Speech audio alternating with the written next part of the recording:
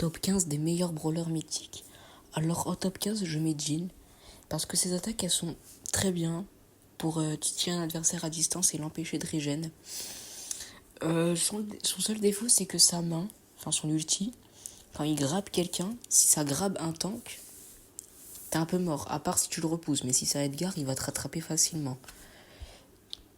Donc ça peut être désavantageux.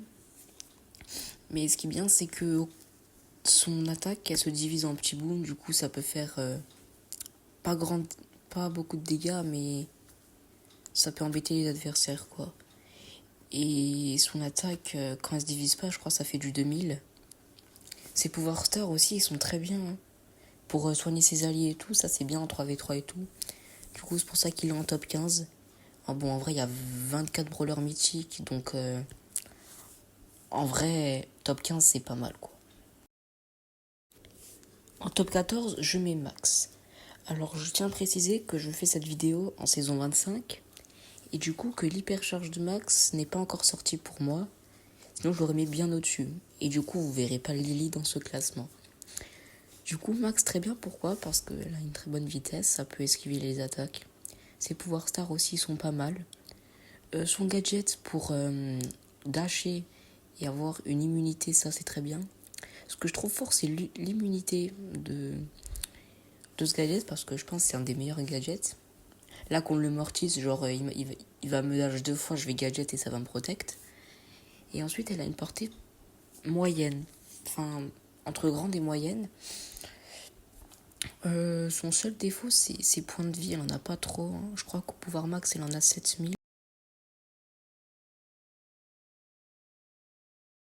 Top 13, Otis. Alors pourquoi il est là et pas plus haut? Parce qu'en fait, les brawlers, après, ils sont forts du moment où ils ont leur ulti. Comme Otis, par exemple. Donc, comme je disais, il est pas très fort quand il a pas son ulti. Ses attaques, bon, c'est une grande distance, mais c'est pas mal. Avec son gadget, il peut éliminer quelqu'un derrière le mur si ce dernier se cache. Ensuite, son ulti, il peut bloquer les attaques pendant une certaine durée. Avec un star power, ça peut bloquer pendant plus longtemps. Avec le gadget, tu peux faire un piège. J'aime bien ce perso. Surtout son skin Pharah Otis, mais on va pas s'attarder sur ça. Il a pas beaucoup de points de vie. Encore une fois, bon après il a une grande distance, donc c'est normal. Et tu peux facilement défoncer un mec qui a plus de power que toi. Top 12, Willow. Alors comme je l'ai dit, dans le classement, il y aura des brawlers qui sont forts avec leur ulti, comme Willow. Elle est très forte avec son ulti parce qu'elle peut contrôler quelqu'un. Avec ce quelqu'un, elle peut éliminer les autres, même les alliés. Si elle contrôle quelqu'un, ce quelqu'un peut faire un contre son camp, en brawl ball. Son gadget aussi, pour passer sous sol, on va dire, genre, pour ne pas se prendre de dégâts. Je mets 3 petites attaques et tu te mets et t'actives ton gadget. Au moins, il se prend le poison, tu ulti et il va dans la zone. Tu peux emmener les autres dans la zone, ça c'est bien. Elle fait des dégâts de poison. Du coup, si elle est en survivant et qu'il s'entretue, ça va pas trop être possible vu que le poison va pas faire dégâts d'un coup. Pas de panique, Brawl Stars ont pensé à tout, ils ont mis un gadget fait exprès. Et du coup, tu peux faire à moins 2700 d'un coup là. Franchement, c'est pas mal. Top 11, RT. Je sais, mon classement est un peu frauduleux, mais je le mets là parce qu'en fait, il est polyvalent.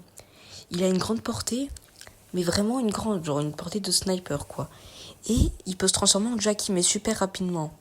Ensuite, là, son gros gadget, là, le premier, là, qui permet d'envoyer une attaque quand il est scindé en deux de sa tête à ses pieds. Il a été changé en son ulti quand il est en forme Jackie, il se recharge d'un coup. Donc ça, je trouve, c'est très bien. Si tu te scindes sans faire exprès que le mec t'a feinté et qu'il passe ta partie en bas, et là, d'un coup, tu respawn. C'est pas mal. Surtout son gadget pour finir les adversaires, là, pas mal. Top 10 stars. Bon, là, je vais faire vite, vu que la game dure 2 secondes. Alors, son gadget est très bien pour les brawlers comme Polly. Son trou noir, très bien pour attirer les persos. et ses pouvoirs star aussi. Top 9, Mortis. Alors pourquoi je dis que Mortis c'est mieux que Tara? Alors Mortis c'est skill, donc si tu sais bien le jouer, tu peux faire un massacre. Sachant que si tu touches 3 adversaires avec ton ulti, tu te soignes bien. Et en vrai c'est pas mal, hein, parce que Mortis, franchement si tu le joues bien, ça peut être fort. Hein. Ses gadgets ils sont bien, ils sont ni nuls ni forts. Ça c'est un brawler équilibré. Il a jamais été nul ou jamais été fort. Le problème, c'est les Mortis random en Brawl Ball, hein, vraiment. Top 8, Gray. Alors pourquoi Gray en top 8? Son gadget pour grab un adversaire est très bien. Il peut passer à travers les murs. Gray, avec son glitch gadget et du portail, il peut l'emmener plus loin. Gray, je me souviens à l'époque, son piano, le gadget du piano, la zone était plus grande. Ses portails, très bien pour passer derrière les murs, rush un adversaire qui a plus de vie et tout. Gray, avant, il était nul et fort en même temps, car la hitbox de son attaque était extrêmement petite, mais son gadget piano était très fort. Donc voilà. Top 7, Duke. Alors Duke est très bien, car son gadget fait le double de ses dégâts, c'est-à-dire 4000. Son attaque fait 2000, c'est très bien. C'est un tank, c'est-à-dire qu'il a beaucoup de PV. Quand il attaque un adversaire, il soigne lui. Et il soigne 2 fois plus son allié que lui quand il est à proximité.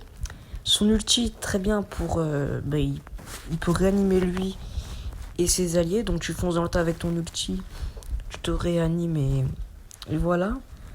Donc en gros, c'est un revive quoi. C'est très cheaté dans un jeu où tu te fais sniper par 40 teamers d'affilée en survivant.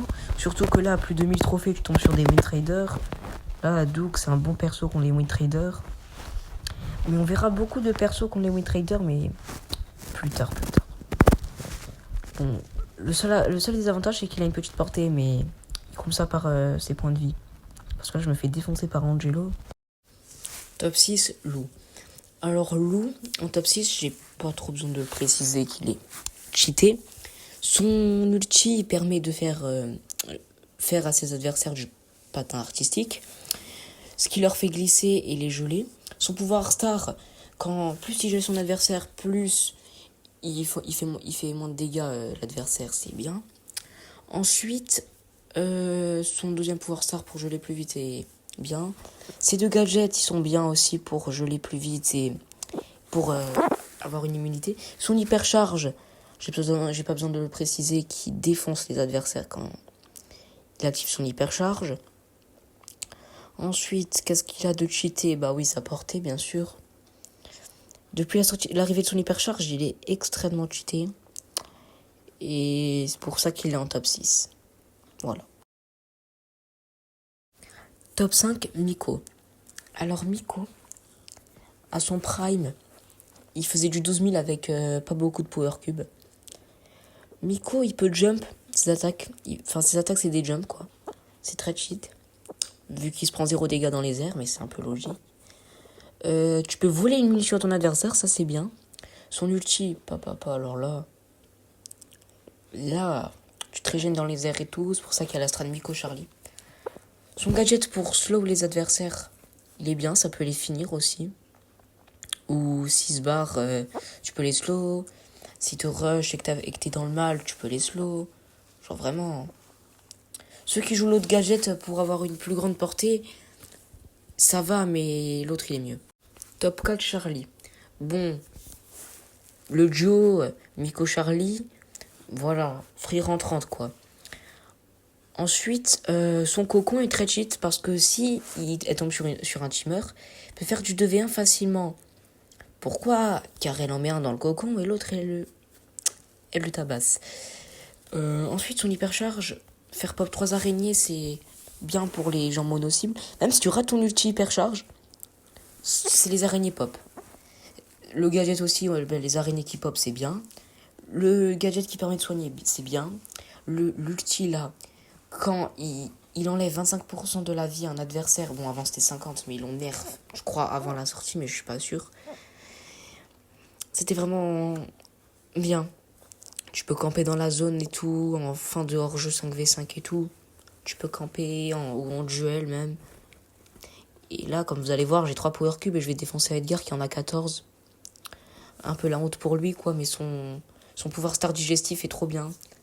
En fait, elle a un pouvoir star extrêmement cheat et un pouvoir star extrêmement nul. Enfin, genre, pour slow les adversaires, c'est un peu nul. Surtout si tu rates pas ton ult. Là, voilà, j'ai défoncé Edgar à 14 alors que j'en ai 3. Voilà, quoi. En top 3, nous avons Mélodie. Alors, Mélodie, pourquoi en top 3? Parce que déjà, ses attaques, elles font pas beaucoup de dégâts.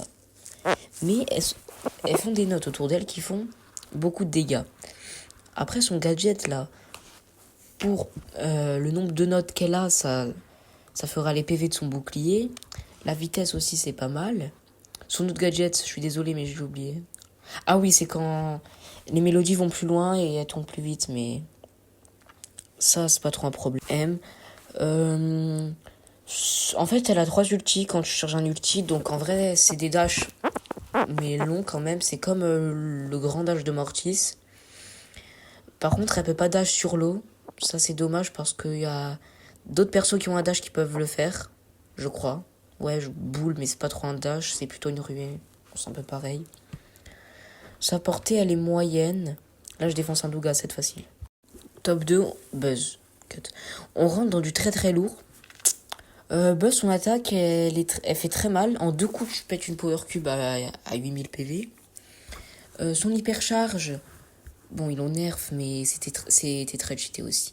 Son hypercharge, il peut aller sur les murs. Du coup, si un adversaire près d'un mur, il le stun. Et du coup, vu qu'il aura encore son ult, double stun. Et genre, quand il ulti sur un mur, ça lui redonne son ulti. Après, plus tu ulti loin l'adversaire, plus tu le stun longtemps. Bon, comme vous en doutez, Fang. Alors, Fang, c'est fort. Pourquoi? Parce que c'est nos skills. Voilà, on va pas se le cacher. T'as pas besoin d'être fort pour le maîtriser. Tu peux rush les adversaires. Ton star power qui te permet, quand tu tues un adversaire avec ton ult, de kill l'adversaire, ça c'est trop bien. Ensuite, il a un stun. Moi, j'ai une petite strat perso, je vous la dévoile si vous voulez le monter. Vous ulti, vous mettez une attaque, et vous stunnez, vous remettez une attaque, et l'adversaire sera mort. C'est ce que j'ai fait contre le Buzz, mais je pense qu'il m'a un peu troll. Voilà, c'était la fin de cette vidéo. N'hésitez pas à vous abonner et à la liker. C'était Razox. On se retrouve pour la prochaine vidéo longue qui est top 15, top 16 des meilleurs brawlers épiques.